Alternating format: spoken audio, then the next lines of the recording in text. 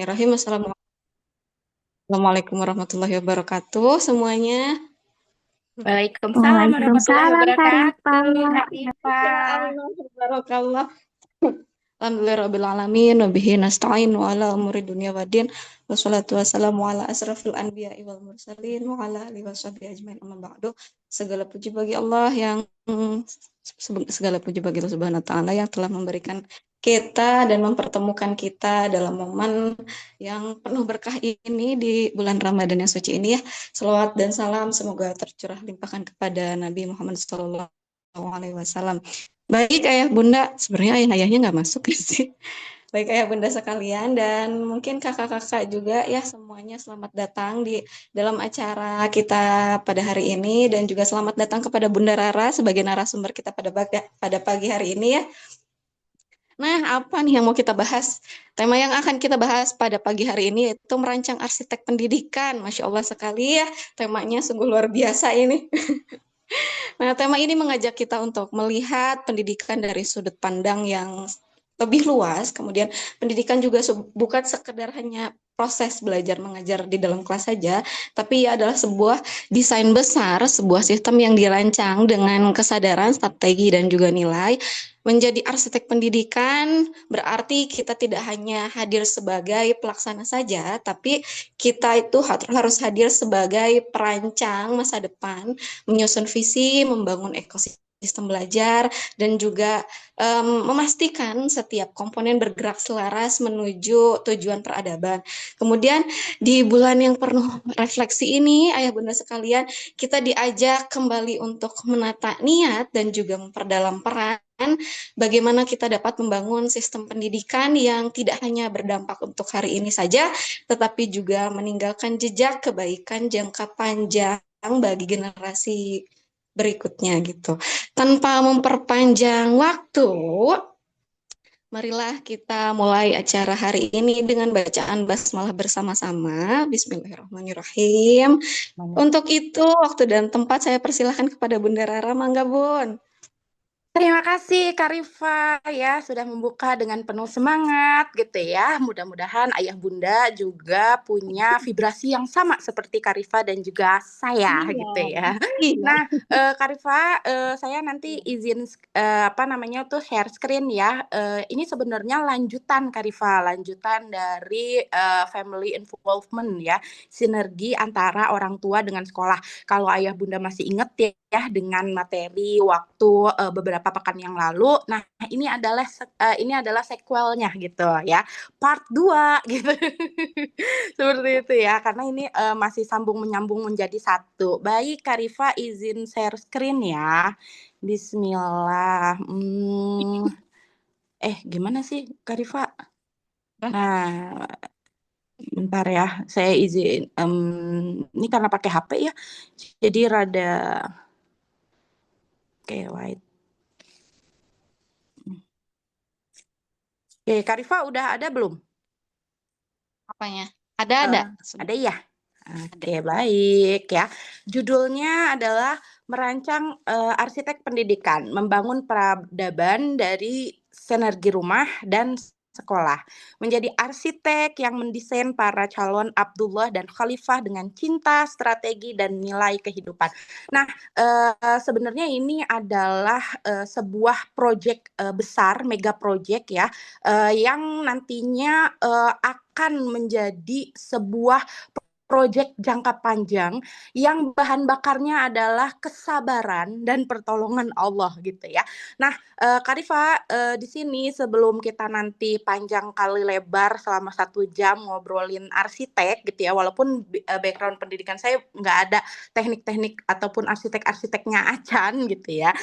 Tapi kalau di dunia pendidikan sama seperti di dunia arsitek, yaitu sama-sama mendesain, membangun, bukan cuma jadi sekedar tukang gitu Karifa ya, yang mungkin sehari-hari banyak di ranah teknis, enggak, tapi more than that, beyond that gitu, lebih dari itu.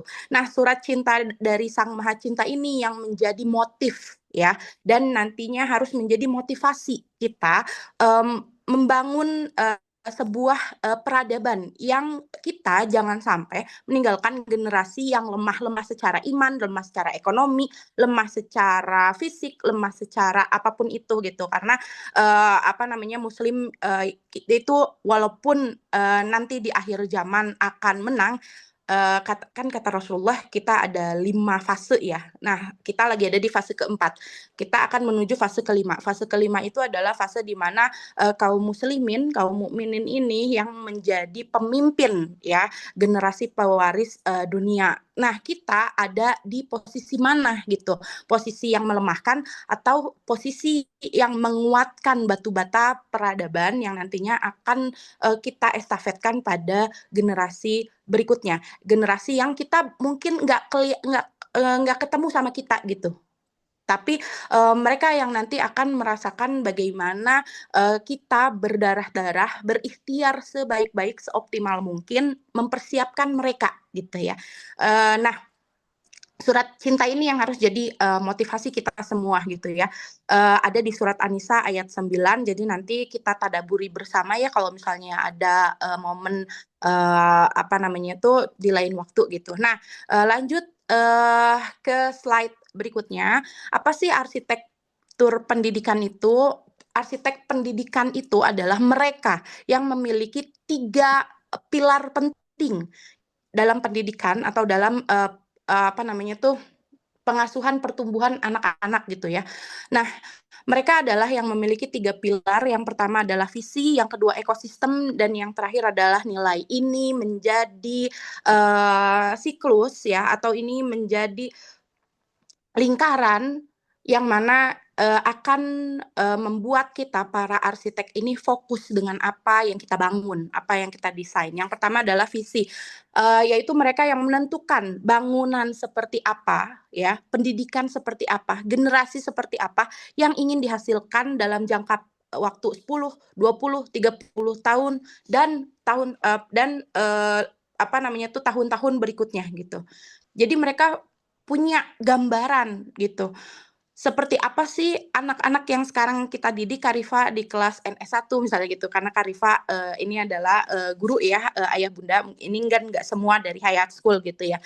Mungkin Karifa apa namanya nggak punya ekspektasi terhadap apa yang Karifa lakukan sehari-hari gitu. Padahal dampaknya itu adalah dampak yang paling esensial karena di fase-fase dasar kan Karifa adanya di PAUD, SD kelas 1, 2, 3 sampai kelas 6 itu adalah fase-fase di mana kita membangun fondasi karakter anak-anak yang nanti akan meneruskan generasi kita gitu.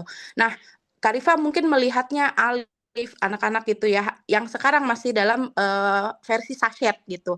Nggak apa namanya tuh, Karifa mungkin belum bisa membayangkan bagaimana sosok Alif 30 tahun kemudian begitu ya, menjadi bapak-bapak berambut keriting misalnya seperti itu gitu ya. Apa namanya?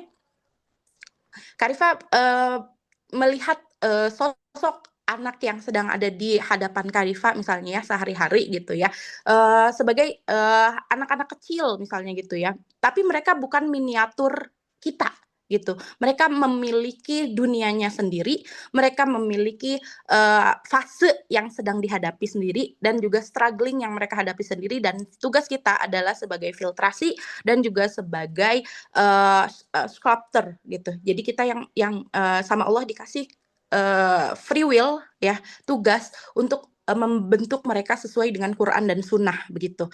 Ya jadi terbentuklah anak-anak yang 10 tahun lagi dari sekarang seperti apa, 20 tahun lagi seperti apa, 30 tahun sekarang seperti apa gitu.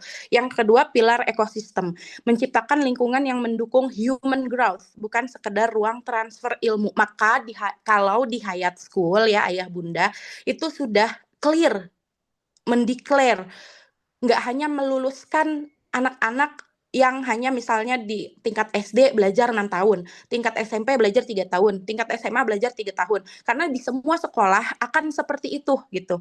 Akan lulus pada waktunya gitu. Dan nggak mungkin kan walaupun sebenarnya mah belum kualifikasinya gitu ya. Misalnya belum sesuai dengan prototipe profil Hayat Schooler gitu. Kemudian nggak dilulusin gitu. Butuh berapa tahun? Mungkin kelas 1 SD butuh 15 tahun misalnya level SD butuh 15 tahun kan nggak mungkin ya gitu. Misalnya Karipa harus mengulang anak-anak yang sekarang kelas 1 tuh selama 4 tahun misalnya gitu.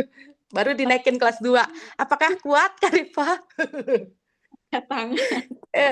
Ya kan, angkat tangan seperti itu ya. Jadi apa namanya tuh di Hayat School gitu ya, kami membangun ekosistem. Artinya apa? Kita bukan hanya mempersiapkan anak-anaknya, tapi kita juga harus mempersiapkan garda terdepan. Garda terdepannya siapa? Fasilitatornya gitu. Karena setiap hari mereka adalah ujung tombak gitu. Orang apa namanya tuh orang tua atau manajemen sekalipun misalnya ya, founder Hayat sekalipun misalnya Bunda Sri gitu ya. Nggak tahu tuh sehari-hari seperti apa gitu, kondisi di lapangan seperti apa. Maka yang perlu dikuatkan, yang harus dihayatismekan ya, itu adalah kakak-kakak fasilitator karena mereka lah yang berhubungan langsung dan touch in dengan anak-anak begitu ya. Kemudian orang tua orang tua gitu ya, dengan segala potensi yang mereka miliki gitu ya, dengan segala hal yang kebingungan, kekhawatiran gitu, kita sama-sama berjalan bersama menjadi mitra, menjadi partner gitu. Karena apa namanya tuh ketika menjadi orang tua gitu ya, bukan serta-merta yang paling tahu kondisi anaknya. Even misalnya orang tuanya selevel profesor sekalipun, ada di dunia pendidikan sekalipun, tapi ketika apa namanya harus menghadapi anaknya sendiri ya, itu ada hal-hal yang kemudian tidak bisa ada di posisi netral atau objektif gitu. Dan yang bisa menemukan blind spotnya adalah orang yang juga apa namanya tuh membersamai si anak setiap hari dengan rutinitas, dengan interaksi yang intens seperti itu. Banyak hal yang nggak terlihat oleh orang tua, tapi terlihat langsung oleh kakak fasilitator begitu. Jadi apa namanya ekosistem ini sangat penting ya, pilar ekosistem itu ada fasilitator, ada orang tua, ada siswanya itu sendiri gitu ya, ada stakeholder lainnya dan juga founder gitu ya. Jadi founder yang menyediakan nih lahannya gitu ya, owner sekolahnya ini yang menyediakan lahannya. Nah, lahannya gembur atau gersang tergantung bagaimana ekosistem ini dibangun agar apa namanya tuh bisa saling menumbuhkan begitu. Nah, kemudian pilar nilai. Nilai ini adalah fondasi utama agar bangunan manusia tidak runtuh oleh zaman dan semua nilai ya sifatnya tentatif kecuali satu, nilai tauhidullah gitu. Yang lain boleh berubah gitu. Mungkin 10 tahun, 20 tahun lagi ya nilai itu bisa berubah gitu atau yang tadinya integritas nomor 1 gitu, kemudian berubah menjadi keadilan nomor 1 misalnya seperti itu ya. Urutannya bisa berubah, tapi tauhidullah ini nggak bisa berubah. Dia konstan, dia tetap gitu. Maka kalau di Hayat School nilai yang pertama core value-nya selalu di semua level adalah tauhidullah begitu, karena dia yang nggak akan pernah berubah seperti itu. Kemudian kita perlu mengubah paradigma tentang pendidikan transaksional versus arsitek pendidikan. Nah, jangan-jangan kita semua ya Karifa gitu sebagai fasilitator atau saya sebagai orang tua atau saya di manajemen gitu ya. Ternyata selama ini kita hanya melakukan sebatas pendidikan transaksional, bukan sebagai arsitek pendidikan. Nah, apa aja sih diferensiasinya atau perbedaannya antara pendidik transaksional dengan arsitek pendidikan? Kalau pendidik transaksional, yang namanya transaksional kan I pay, I get gitu ya. Saya bayar, saya dapat gitu kan. Saya dibayar, saya memberikan sesuatu begitu kan. Nah, kalau di dunia pendidikan itu nggak bisa Karifa gitu. Dan ayah bunda nggak bisa misalnya udah bayar SPP gitu ya, kemudian tanggung jawab diserahkan 100% ke kakak fasilitator atau bahkan kita nggak tahu sama sekali bagaimana anak-anak kita itu berproses, karena kalau berproses itu kita nggak bisa apa namanya tuh menutup mata bahwasanya proses itu cuma arahnya maju. Enggak, proses itu tuh arahnya sangat multidimensi gitu. Berproses itu bisa maju, bisa stagnan ya, artinya jalan di tempat atau bahkan mundur begitu ya. Kemudian maju lagi seperti itu. Jadi proses gitu. Maka kenapa di Al-Fatihah ayat 5 ya, ihdinas siratal mustaqim gitu ya. Kenapa kita selalu minta petunjuk jalan yang lurus? Artinya jalan. Kenapa yang diminta bukan destination gitu? Kenapa yang diminta bukan tujuan gitu? Karena kita mah cuma diminta jalan sama Allah gitu. Masalah tujuan itu hak finalnya Allah gitu. Kenapa kita cuma diminta jalan? Karena kita cuma diminta berproses. Kenapa kita cuma minta berproses? Karena Allah yang paling tahu akhir yang mana yang paling suitable dengan kita, yang paling apa namanya tuh, yang memang menjadi akhirnya kita gitu. Jadi Allah tahu gitu, yang kita butuhkan memang apa namanya, petunjuk untuk menjalani segala proses ini gitu. Nah, yang pertama adalah fokus pada target harian. Jangan-jangan kita hanya sekedar menggugurkan kewajiban, udah ngajar pulang, atau misalnya udah ngasih makan anak, udah bayarin SPP anak, udah misalnya gitu ya. Dan itu mah urusan kakak fasil misalnya seperti itu. Nggak bisa, wahai marimar, begitu ya. Kita semua punya persentase atau porsi ya, amanah atau porsi dalam mendidik atau porsi kewajiban yang kita harus fokus di situ. Misalnya ketika ketika kita menyekolahkan anak gitu ya, kita harus mau gitu, mau nggak mau, suka nggak suka gitu ya, tanggung jawab kakak fasilitator gitu ya, itu hanya maksimal 30%. Tanggung jawab guru maksimal 30%, 70%-nya mostly gitu ya tanggung jawab orang tua seperti itu. Nah, kemudian kalau arsitek pendidikan adalah mereka yang fokus pada blueprint ya, atau visi jangka panjang. Jadi bukan hanya sekedar checklistan aja gitu, tapi lebih kepada tahap ini apakah sudah selesai gitu. Kalau misalnya belum selesai, apa yang perlu kita booster gitu ya, kita boost untuk menyelesaikan tahapan ini seperti itu. Nah, apa namanya tuh, fokus pada blueprint. Nah, ini yang menjadi salah satu pintu gerbang awal ya, ketika di Hayat School ini saya langsung ini ya, apa namanya, studi kasus aja ya. Ketika di Hayat School salah satu stage ya, atau salah satu tahapan yang harus dilalui oleh orang tua adalah selain apa namanya tuh, form pendaftaran, kemudian anak-anak melakukan screening screening 5 fitrah, kemudian ada in-depth wawancara gitu, atau wawancara mendalam dengan founder. Untuk apa? Untuk menyamakan frekuensi gitu ya, menyamakan frekuensi. Dan ada yang namanya family camp. Nah, di family camp ini orang tua diajak, di guidance untuk membuat kurikulum pendidikan keluarganya. Di sini adalah letak di mana pendidikan itu harus firm, harus jelas anak kita mau dibawa kemana gitu ya. Keluarga kita seperti apa dibangunnya, seperti itu. Nah, blueprint ini yang menjadi pembeda utama antara pendidik transaksional dengan arsitek pendidikan. Kemudian pendidik transaksional berorientasi pada selesai. Tadi yang penting ya, kewajiban saya selesai gitu. Fokusnya cuma pada nilai, kurikulumnya seperti apa, tugas gitu. Tapi kalau arsitek pendidikan dia memikirkan struktur, pondasi, dan ketahanan jangka panjang gitu ya. Kenapa ini perlu gitu? Kenapa ini menjadi krusial gitu? Karena semua bangunan kita sepakat kalau fondasinya lemah ya, dia nggak bisa tahan gitu. Tahan apa? Tahan dari guncangan, tahan dari apa namanya tuh, cuaca gitu ya, dan nggak bisa sustain jangka panjang seperti itu. Jadi pondasinya memang benar-benar perlu dikuatkan gitu, dan yang namanya pondasi biar kuat prosesnya lama gitu. Dan tadi di awal makanya kenapa saya bilang project ini ya, project pendidikan ini bahan bakarnya adalah sabar begitu, karena memang ini adalah nilai tukar dari setiap hal yang nantinya kita akan gain gitu, kita akan harvest begitu.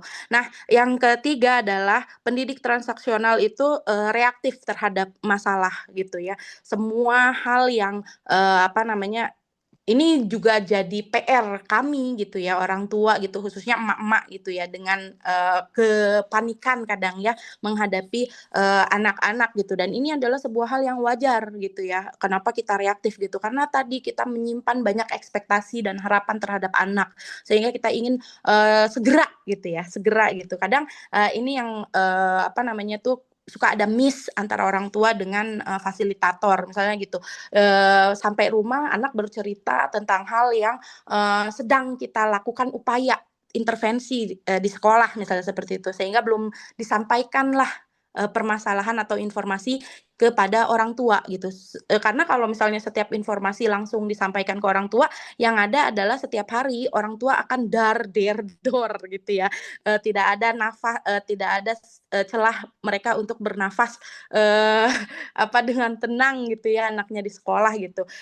Ini mungkin apa namanya tuh pernah dirasain sama teman saya Bupur gitu ya. Jadi setiap hari pernah di salah satu sekolah anaknya gitu ya sebelum di Hayat gitu. Setiap hari apa namanya selalu dapat laporan dan itu bukan menenangkan akhirnya gitu, tapi malah membuat orang tua semakin reaktif begitu.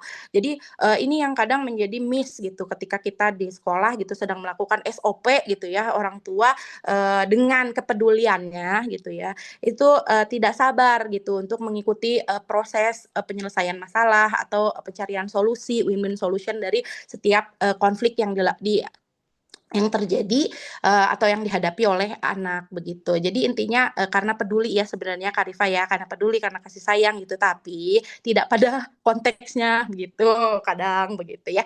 Jadi tugas kita memang sebagai fasilitator harus ya jadi stabilitator lah ya gitu, menenangkan seperti itu.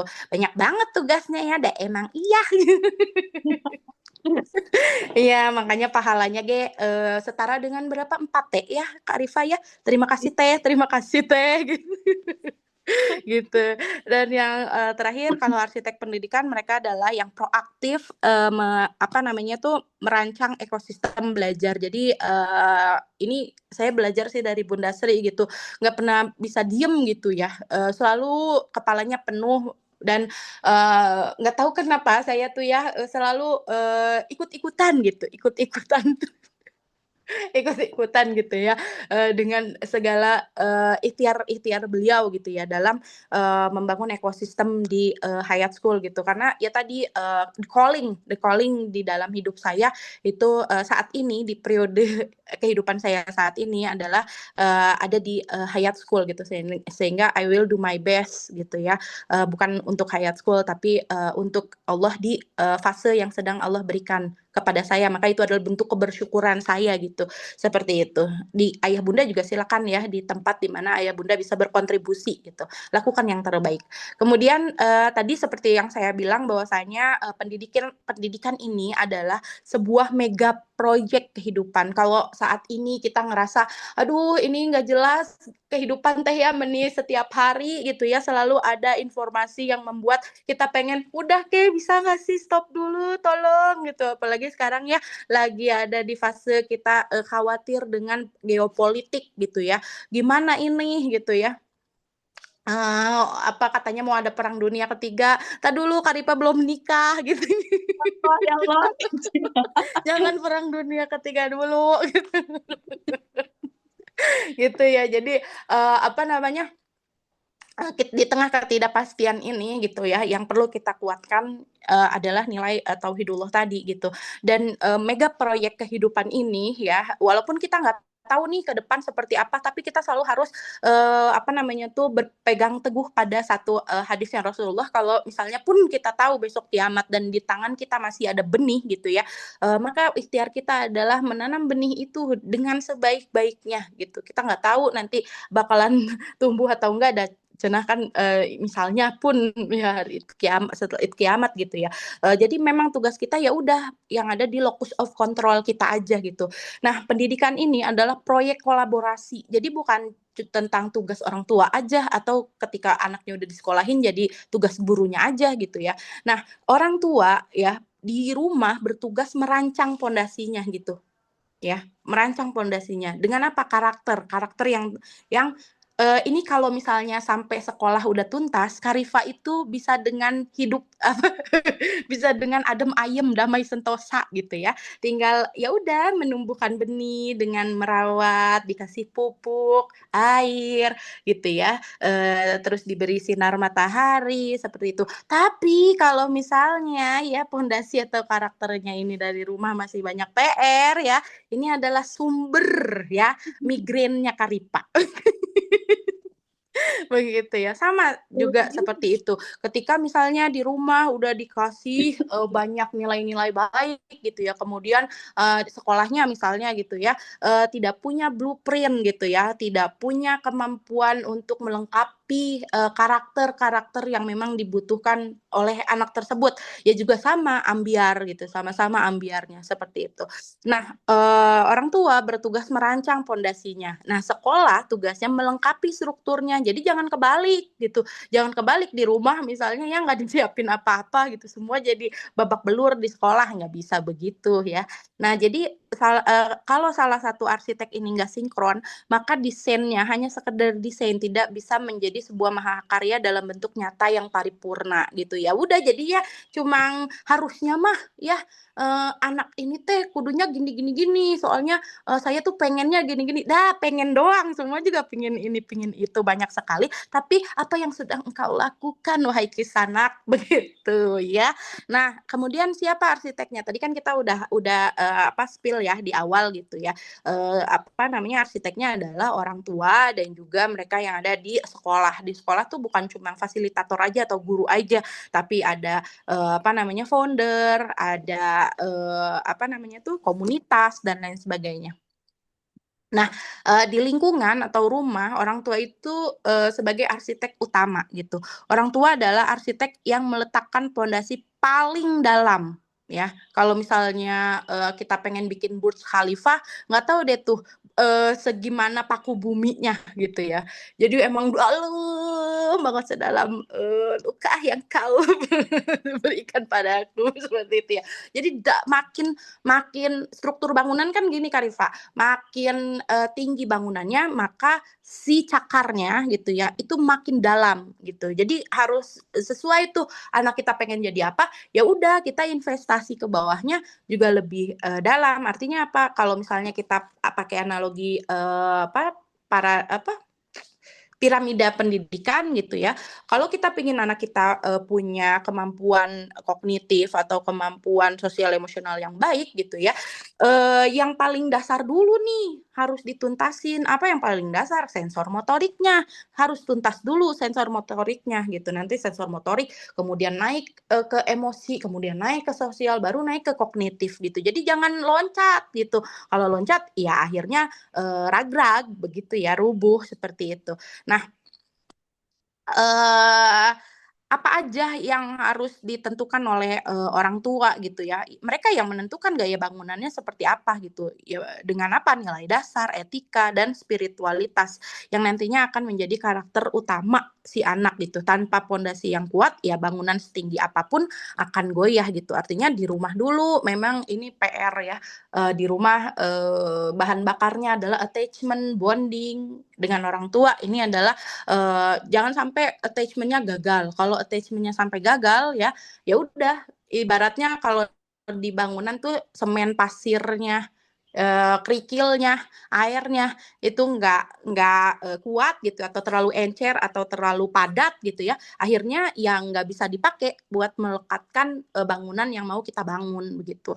Nah, di lingkungan sekolah ya, founder, manajemen dan fasilitator ini sebagai konsultan atau mitra strategis. Tadi kan di awal mereka adalah pelengkap dari karakter-karakter apa aja ya kompetensi-kompetensi yang dibutuhin, life skill-nya, soft skill-nya, hard skill-nya gitu seperti itu. Fasilitator adalah arsitek yang membangun struktur dan tiang-tiang penyangga ya.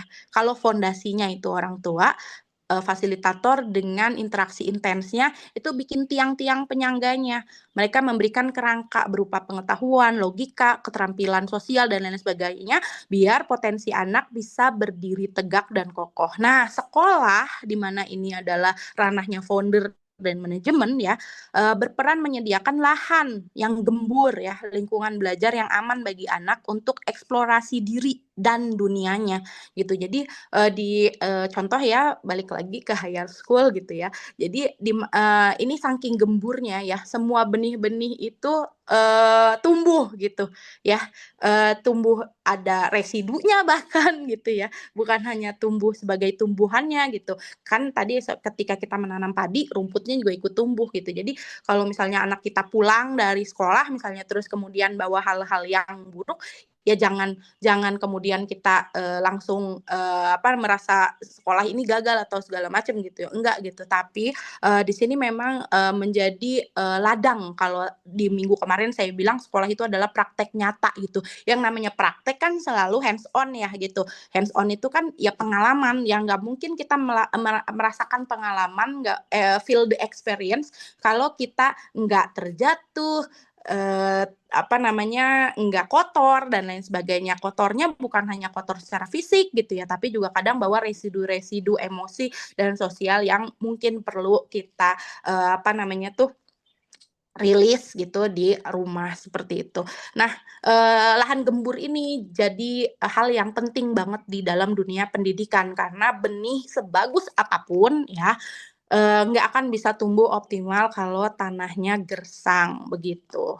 Nah, kenapa progressive education? Progressive education itu adalah pendidikan yang dia selalu punya langkah-langkah anti mainstream gitu, langkah-langkah yang dia punya tujuan atau goals yang lebih besar dari sekedar hari ini gitu. Progressive education adalah pendidikan yang memanusiakan manusia dalam setiap proses belajar dan ini sangat kerasa kalau misalnya di higher school gitu ya. Maka kenapa anak-anak di higher school itu empatinya sangat tinggi gitu ya, sangat kuat, nilai toleransinya juga sangat kuat gitu, sensitivitasnya terhadap sesama manusia itu sangat kuat gitu karena terbiasa olah rasa, aliran rasa seperti itu. Jadi karena memang foundernya itu mengusung compassionate curriculum gitu ya, kurikulum yang berulas asih. Jadi ya tumbuhlah anak-anak yang less judge gitu ya. Tetap ngejudge gitu ya, ngelabelin orang misalnya gitu. Tapi sangat ringan grade-nya begitu ya. Mereka sangat bahkan di beberapa kelas gitu ya, kalau ada teman-teman yang inklusi misalnya gitu ya atau yang ABK gitu, teman-teman yang lainnya itu sampai punya radar gitu ya. Mereka sensitivitasnya tinggi banget ketika temen yang ABK-nya misalnya lagi butuh atau butuh apa gitu karena kan kadang kebutuhan mereka hanya bisa diekspresikan dengan berteriak gitu atau nangis atau mukul dan lain sebagainya gitu. Nah, ketika teman-temannya ada yang mau tantrum, mereka bisa mitigasi gitu. Mereka membangun mitigasi sendiri gitu dan itu terbentuk secara natural gitu karena sehari-hari dan kakak-kakak fasilnya bisa mengikat makna gitu. Ini yang menjadi privilege gitu ya ketika kita bisa membangun lahan yang gembur tadi gitu. Terus pendidikan sebagai proses penemuan diri, bukan sekedar penyeragaman. Di sini namanya menemukan diri, itu waktunya tidak bisa diberikan deadline gitu. Ya itu mah proses gitu ya. Jadi tadi bahan bakar adalah sabar gitu ya. Masalahnya kesabaran aku mah ya Karita ya setipis tisu pasea dibagi 7 begitu. Maka aku harus benar-benar setiap hari bangun tidur gitu doaku ya Allah berikan aku kesabaran, petunjukmu, kekuatan untuk menjalani hari-hari ini gitu. Tanpamu aku butiran debu misalnya gitu ya Karita. Nah, fokus utama adalah mengembangkan daya kritis, empati, dan kemandirian kalau di progressive education. Jadi fokusnya itu tadi critical thinking gitu ya, kemudian empati dan kemandirian. Hasilnya bukan hanya sekedar jadi siswa yang pinter ya, misalnya lulus SNMPTN atau masuk sekolah yang yang favorit gitu ya, itu mah bisa diusahakan gitu. Tapi ya di progressive education hasil yang kita sama-sama harapkan adalah mereka individu yang tumbuh berdaya, yang tumbuh paripurna fitrahnya dan siap menanggung tanggung jawab sebagai Abdullah dan Khalifah di muka bumi. Dan ini adalah proses panjang yang membutuhkan kesabaran dan kesadaran bukan cuma sabar doang, tapi nggak sadar madah. Orgil dong gitu ya. Sadar tapi nggak sabar ya, sama gitu. Sarwana begitu ya. Jadi butuh dua tadi, kesabaran dan kesadaran kita sebagai orang-orang dewasa gitu ya, yang, punya tanggung jawab untuk menyiapkan generasi yang lebih baik dari kita. Nah, langkah strategisnya gimana, untuk jadi arsitek ya? Yang pertama, adalah observasi. Artinya kita perlu mengenali benih yang mau kita tanam nih, bocahnya modelan apa sih, temperamen bawaannya seperti apa sih, karakternya mirip siapa sih, dah mual jauh dari orang tuanya sebenarnya ya gitu. Nah, kenali dulu si anak ini seperti apa, pahami potensinya, karakter unik setiap anak sebelum merancang pola didiknya gitu ya. Karena tadi nggak ada patternnya sebenarnya, tiap anak itu punya pattern masing-masing, punya pola masing-masing. Misalnya saya anaknya 3 gitu ya, itu kadang pola asuh ke yang ini mah otoriter gitu ya, dan dia mah harus dididik ala VOC gitu kan ya. Karena kalau misalnya tidak dididik ala VOC ya, dia akan lebih, punya banyak strategi untuk memuluskan segala keinginan dia gitu. Maka otoritas kita harus lebih besar gitu kan. Kemudian ada yang, saya, perlu, demokratis ke anak ini gitu. Terus ada juga yang saya mah kudu kudu misalnya menurunkan ekspektasi saya gitu ya, bukan permisif tapi lebih kepada, saya harus, bergen dengan dia, karena ada hal-hal yang mungkin kalau misalnya dipaksain ya, itu bakal ambiar begitu ya. Jadi setiap anak itu punya pola masing-masing dan kita, sebagai orang tua gitu ya, sudah diinstal, eee, sudah jadi ahli parenting gitu.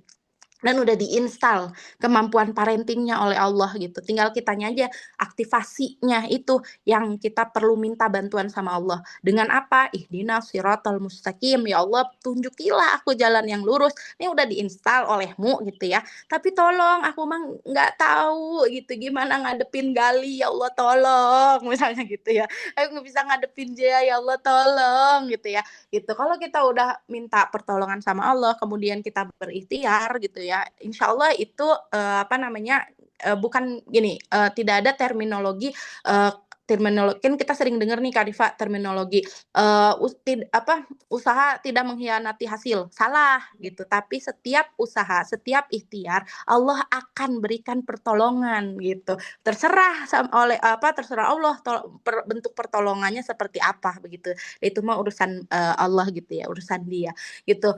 Kalau langkah strategis pertama adalah observasi, yang kedua adalah sinergi atau harmonisasi, menyelaraskan visi antara rumah ya, orang tua dengan sekolah. Makanya kalau misalnya ada kegiatan-kegiatan yang dirancang oleh sekolah, program-program yang dirancang oleh sekolah untuk menjembatani orang tua dengan sekolah, hadir. Yang udah Itu. kemarin ya heeh, minggu kemarin udah dibahas itu secara, lugas, tuntas pokoknya ya Kak Rifa ya. Kenapa harus hadir secara mindful seperti itu ya. Kemudian, eee, yang ketiga langkah, strategis, terakhir adalah perlu mindfulness atau kesadaran, yaitu hadir sepenuhnya dalam setiap momen interaksi, karena setiap detik yang dilalui adalah pelajaran gitu. Karena, anak itu, nggak kerasa Kak Rifa gitu ya, kalau misalnya, saya gitu ya, membersamai Gali sama Zea gitu karena deketan usianya gitu ya, kayaknya, lama gitu. Tapi ketika saya, lihat foto-foto atau biasanya di Facebook tuh Kak Rifa, misalnya 3 tahun yang lalu, 5 tahun yang lalu kan kadang suka muncul tuh ya. Saya ngerasa ya ampun seperti sekelibatan mata atau sejentikan jari gitu. Tiba-tiba cepet banget manusia itu teh gede gitu ya. Gitu, Masya Allah, seperti itu Kak Rifa ya. Dan, refleksi Ramadan ya karena ini momen Ramadan ya, dalam pendidikan, ini adalah momen di mana kita perlu punya self restraint atau, menahan diri. Kadang mendidik yang terbaik itu kadang ya berhenti gitu. Berhenti apa? Berhenti memaksakan kehendak dan mulai mendengarkan dengan empathic listening gitu. Karena biasanya saya ya, ini mah langsung aja saya gitu ya, biasanya saya, eee selalu ingin didengar gitu ya.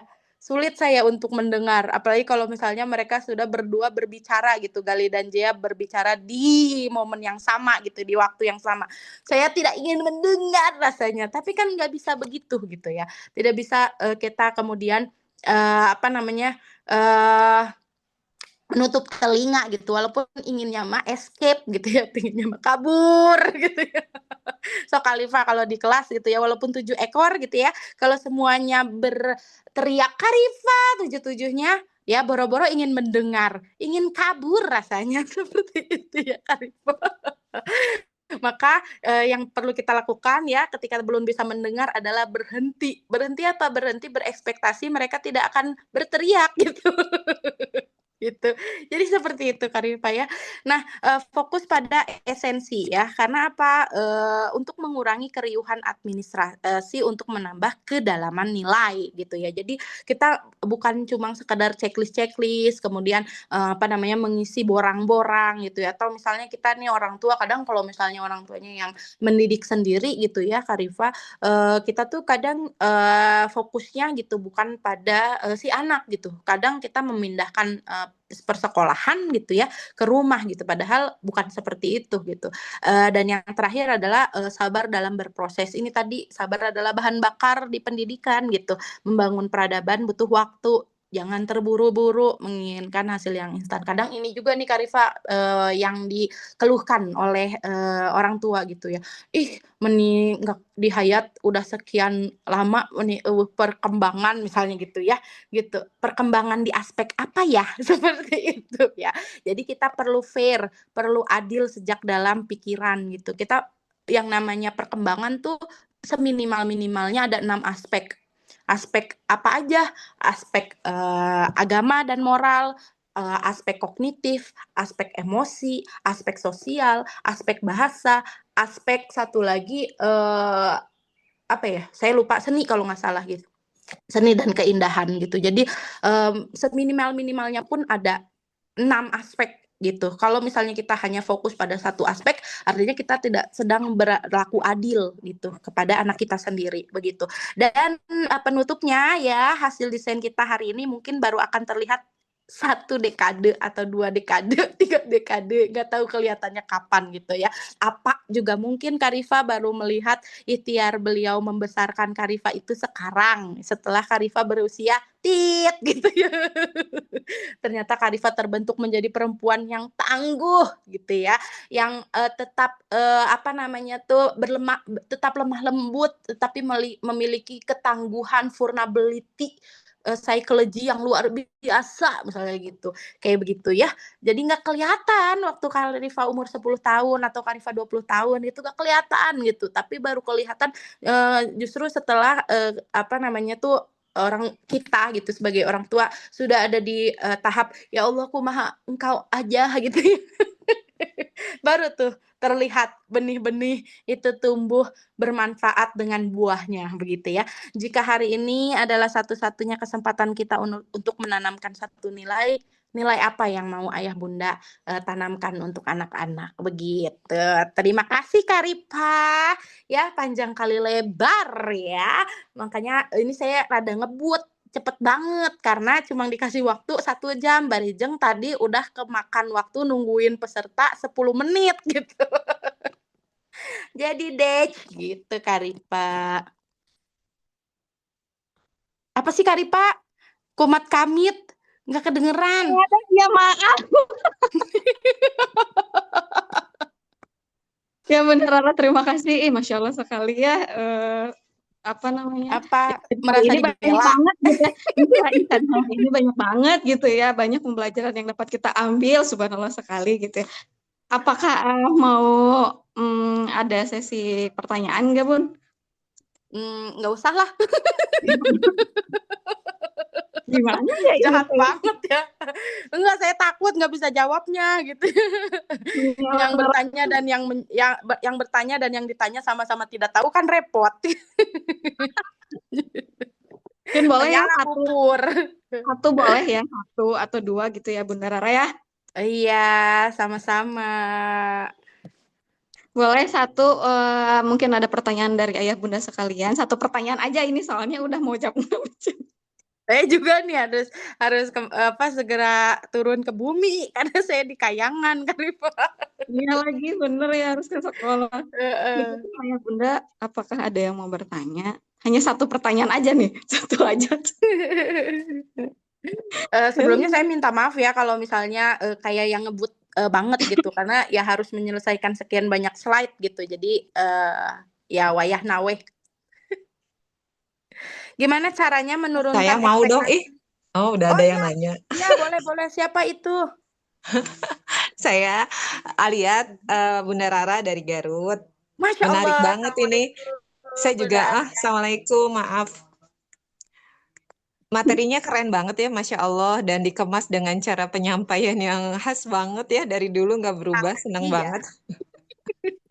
Dan saya maksudnya saya senang banget lihat tim Hayat ya keren-keren banget gitu ya dan memang Bunda Sri memang jadi tempat belajar banget ya buat kami yang sama-sama merintis juga di Garut gitu ya masih Masya masih Allah, bertumbuh hada min banget. fadli Robbi. Saya tuh pengen nanya Bunda Rara tuh sampai bisa punya pemikiran segini tuh dari fase menikah itu di usia berapa nih? Maksudnya teh Masya Allah tabarokallah gitu. Karena ketika menikah tuh saya juga ngerasa, aduh ya Allah kok jadi orang tua tuh kok nggak bener banget gitu ya setelah belajar ya banyak ketemu dengan kayak Bunda Sri jadi banyak merefleksikan diri gitu ya Allah kayaknya kesalahan saya tuh banyak banget gitu. Itu tuh ada di umur berapa nih jadi kepo? Aduh, ini kayaknya tak bakalan lama ini mah disuruh curhat jadi. Iya, Bunda Alia terima kasih ya, tapi ini sebuah pertanyaan yang kita bisa kopdar aja nggak? Iya, sebenarnya ini perjalanan panjang banget ya, Bunda, kalau misalnya pemikiran seperti, ini memang benar-benar karena, ilhamnya Allah gitu ya, karena kebaikannya Allah di kehidupan saya gitu. Apa yang bisa kita ekspektasikan terhadap anak ya, di bawah umur enggak deng, udah nggak di bawah umur, usia 18 tahun, saya menikah usia 18 tahun, tuh kan, eee jadi apa yang bisa kita ekspektasikan gitu ya, kita harapkan dari anak usia 18 tahun menikah gitu ya, yang pastinya ya, apa namanya, kalau bukan karena pertolongan Allah mungkin udah nggak tahu saya kemana gitu. Tapi usia 18 tahun menikah, kemudian, perjalanan membawa saya untuk selalu belajar. Mungkin modalitas yang saya punya adalah saya learner, Bunda Alia, saya tipe learner gitu. Jadi, saya selalu mencoba berbagai cara gitu ketika, Allah pertemukan saya dengan sebuah, tantangan gitu ya, saya selalu mencoba untuk bagaimana saya bisa, mendapatkan hikmah dari ini gitu. Bagaimana saya, bisa, belajar gitu ya, belajar dari, masalah ini gitu. Eee, Contoh misalnya, yang mungkin menjadi turning back point saya gitu ya, dalam dunia pendidikan gitu. Pada saat ketika, anak saya, Nashwa usia 4 tahun waktu itu speech delay gitu. Nah itu yang membuat, saya ke-trigger banget gitu, "Oh iya kalau saya tuh punya anak," karena saya 19 tahun tuh punya anak gitu dan saya baru tahu, saya, hamil itu di usia kandungan 24 minggu. Jadi Nashwa udah 6 bulan di perut saya baru ngeh, "Oh saya hamil," begitu, seperti itu. Jadi, apa namanya, sempet sempet ya ada di fase boloo gitu ya ibaratnya gitu. Kemudian tadi trigger-nya ya pada saat anak saya speech delay, kemudian saya jadi banyak belajar karena saya harus membersamai, saya harus jadi terapis untuk anak saya sendiri. Saya tidak mengikuti terapi-terapi okupasi, terapi wicara dan lain sebagainya karena pada saat itu terbentur oleh Mang Dana gitu ya. Jadi saya, jadi terapis mandiri untuk anak saya yang speech delay gitu. Caranya saya cuma satu kali ke, psikolog dan ke, apa namanya tuh, tumbuh kembang gitu ya, ke dokter tumbuh kembang anak gitu. Dan memang, prosesnya karena tidak dibantu oleh profesional jadi lama gitu.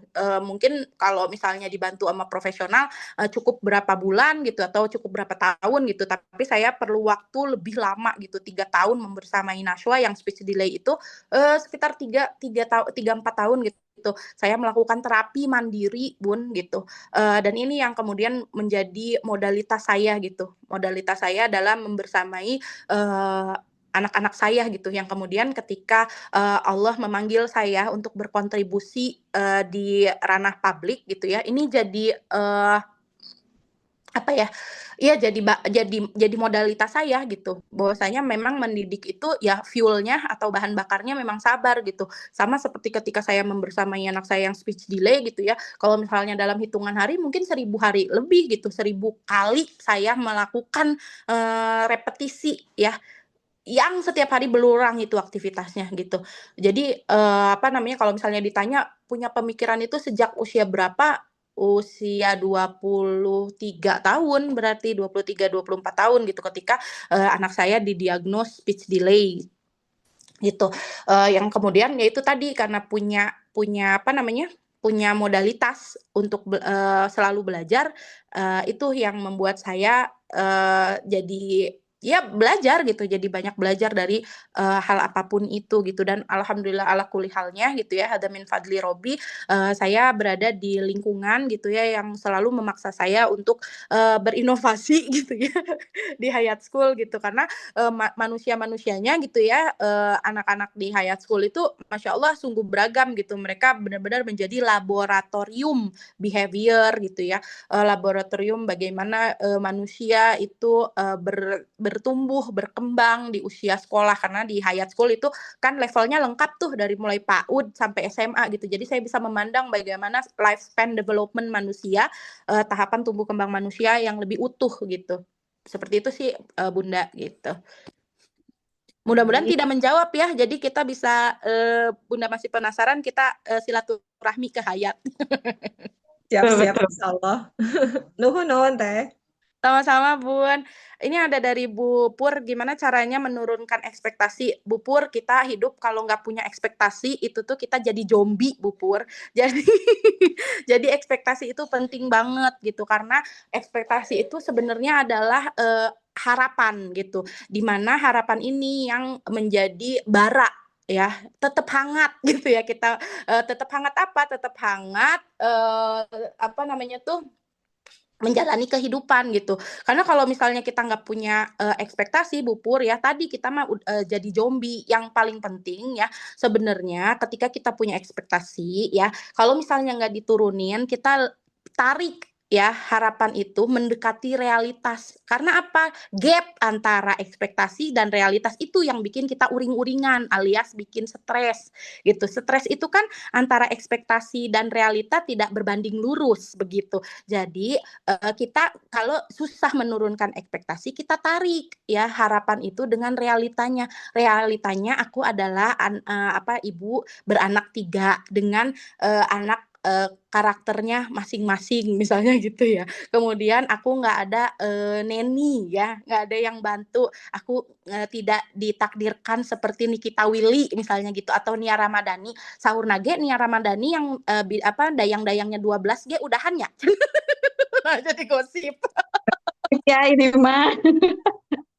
Iya, maksudnya ya udah tarik aja realitas dengan, apa namanya tuh, ekspektasi yang, sedang kita jalani seperti itu. Jadi kalau misalnya diturunin mah susah gitu ya, karena kita terbiasa, apa namanya tuh, melangitkan ya harapan gitu ya. Dan memang harus Kak Rifa, jadi kalau mendidik anak tuh, harapan dengan takut, dengan khawatir harus lebih besar harapan, roja ya, harus lebih besar daripada khauf gitu. Itu yang membuat kita setiap hari, masih mau bangun pagi gitu.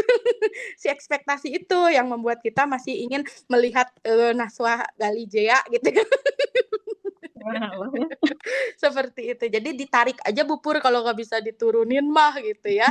Kalau ditarik kan nggak cuma ke bawah atau ke atas ya, tapi ke samping, kanan dan kiri begitu. Iya, oh kalau di Makassar mah udah jam 7 ya gitu, udah matahari udah terlihat. Begitu. Mungkin itu aja ya Kak Rifa ya Iya, untuk Ayah baik, Bunda. Bunda. Terima kasih banyak sudah mendengar cuap-cuap saya, mudah-mudahan Ayah manfaatna. Amin ya.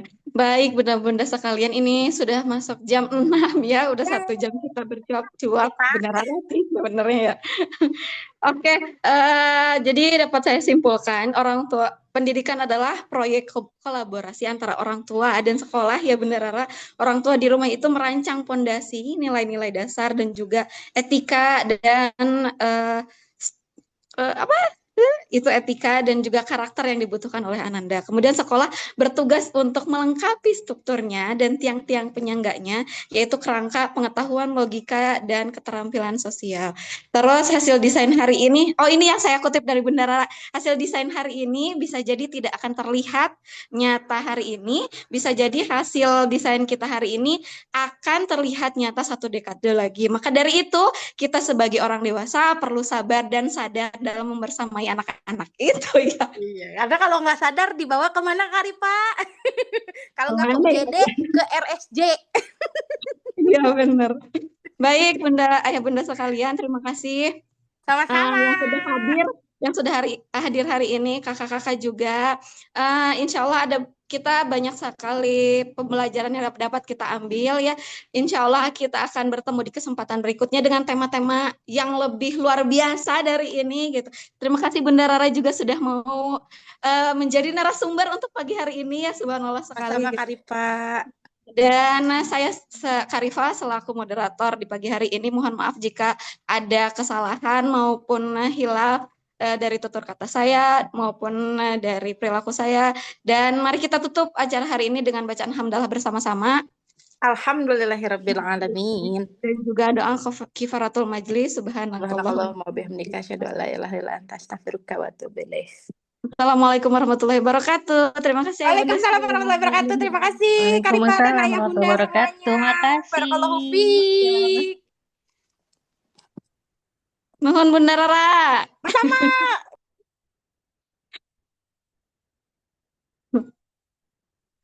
Masih close.